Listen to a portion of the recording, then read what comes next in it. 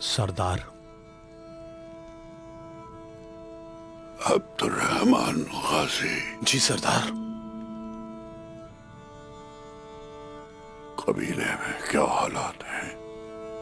दुंदार, साउची और गुंदूस यावलक अरसलान के साथ मशावरत कर रहे हैं।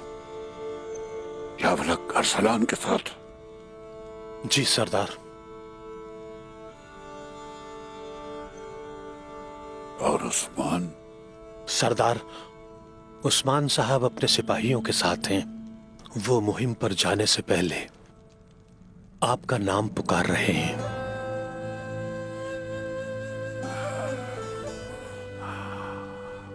वो फिर जंगी मुहिम पर जा रहा है।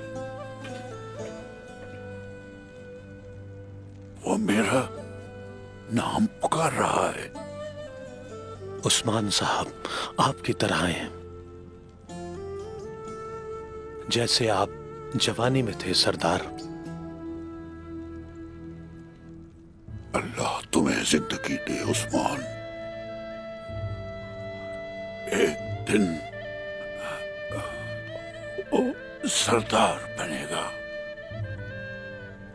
उसका भी नाम पुकारा जाएगा। आमीन सरदार, आमीन।